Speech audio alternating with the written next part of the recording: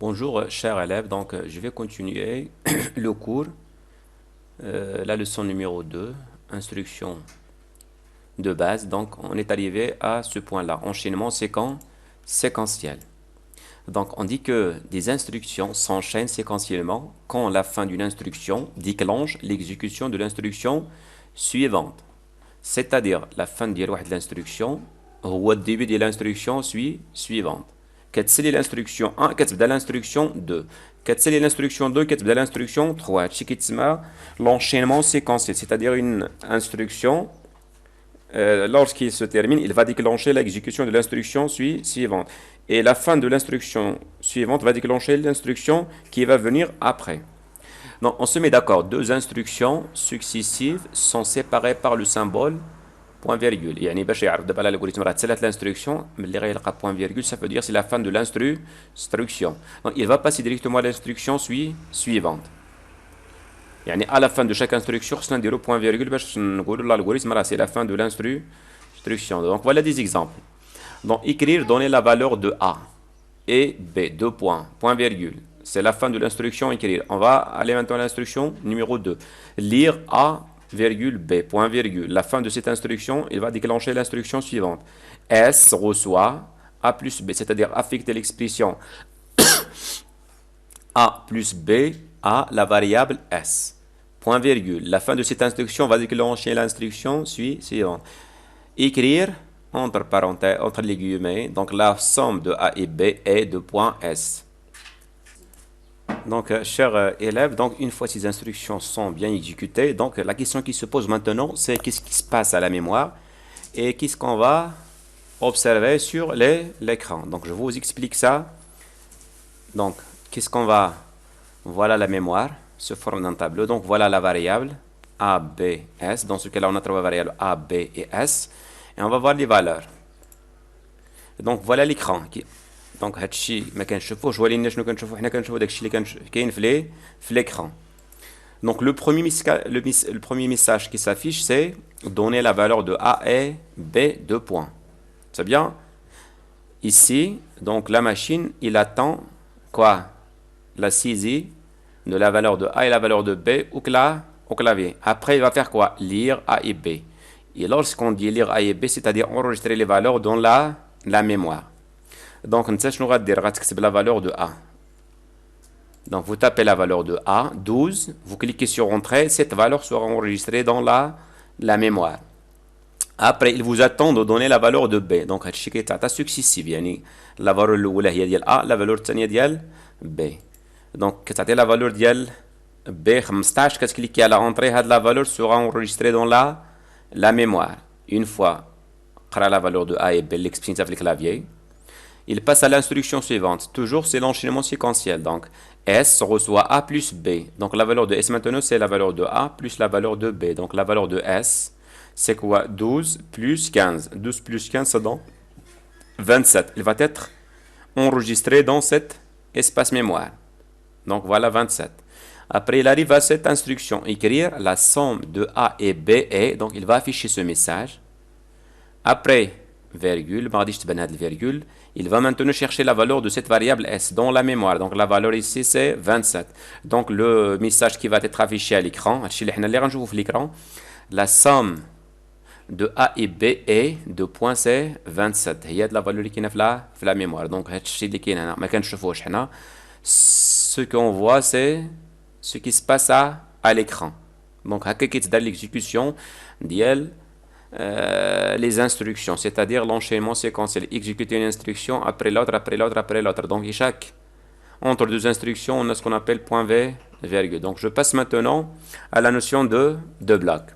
Donc, un bloc, c'est quoi? C'est un ensemble d'instructions qui commence par le mot début et se termine par le mot fin. C'est-à-dire un ensemble d'instructions qui s'exécutent à la fois.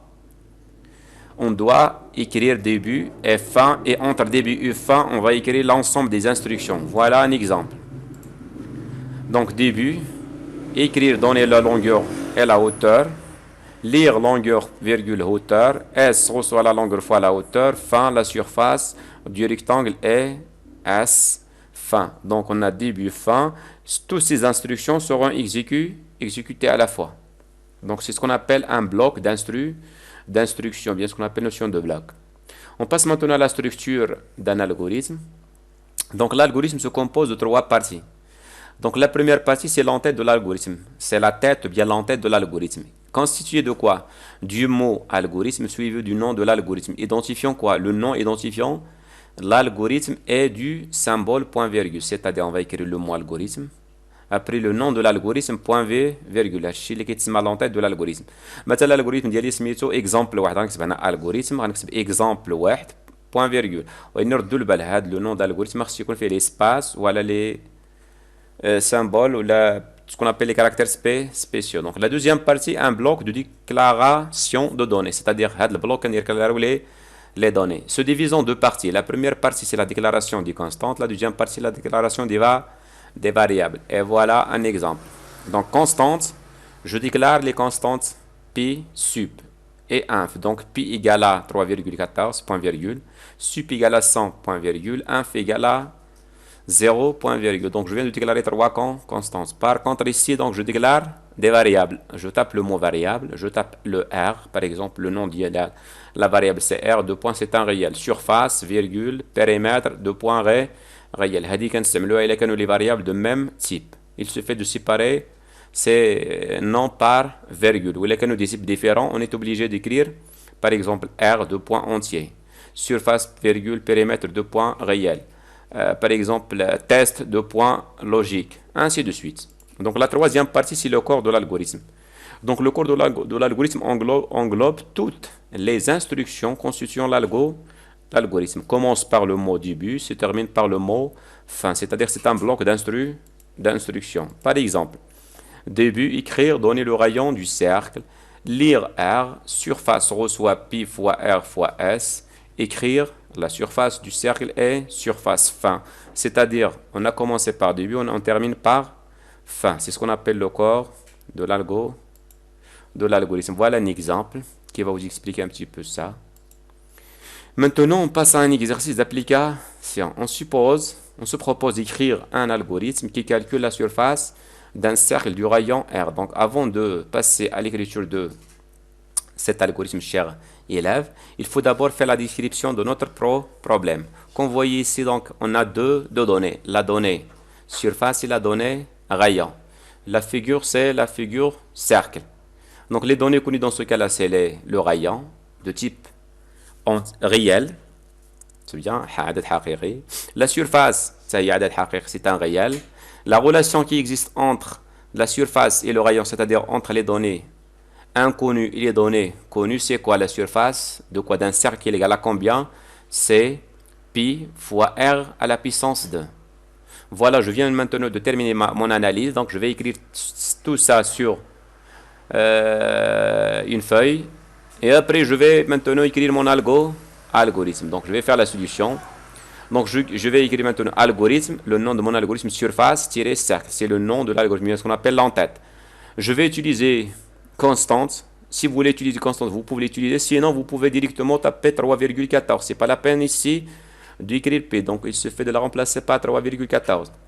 Donc j'ai deux variables, la variable R et la variable surface. Donc je vais taper ici variable R de point réel, surface de point réel, c'est-à-dire les variables que je vais utiliser dans mon algorithme. Je vais taper début, je vais taper fin point. Et maintenant je vais écrire les instructions. Qu'est-ce que je vais afficher sur l'écran? Je vais afficher à l'utilisateur d'entrer la valeur du rayon. Donc je vais utiliser l'instruction écrire, c'est-à-dire afficher ce message à l'écran. Donner le rayon du cercle, 2 points. Donc après, il faut, lorsque l'utilisateur va saisir la valeur du rayon, il faut que la machine lire la valeur saisie et enregistrer cette valeur dans la mémoire. Donc j'utilise l'instruction lire R. Une fois j'ai la valeur de R, je vais utiliser la relation qui existe entre la surface et le rayon. Donc la relation c'est quoi? La surface égale à quoi? Pi fois R à la puissance 2. Donc je vais taper maintenant surface, la variable surface, reçoit, affectation, pi fois R. C'est bien? Et finalement, écrire pour afficher la surface à l'utilisateur sur l'écran. Donc, je vais utiliser écrire. La surface du cercle est, je ferme code, virgule, qu'est-ce que je vais afficher? Je vais afficher la valeur de surface qui existe sur la mémoire. Donc, je vais taper C surface pour l'afficher après les deux points. Et finalement, je tape fin. Et on a dit que chaque instruction doit se terminer par point virgule. Donc, je vais maintenant taper ici point virgule, point virgule, point virgule, ainsi de suite. Pour dire que c'est la fin de... Mais point virgule, on ne va pas utiliser point virgule devant début. Et à la fin, c'est-à-dire la fin de l'algorithme, on doit taper le point. C'est-à-dire la fin de l'algorithme, c'est point. Voilà maintenant l'entête de l'algorithme. Donc ici, c'est la déclaration, bien ce qu'on appelle bloc de déclaration. Et ici, entre début et fin, c'est ce qu'on appelle le corps de l'algorithme, bien bloc d'instruction. Voilà un autre exercice. Donc je vous invite maintenant à écrire les algorithmes qui vont résoudre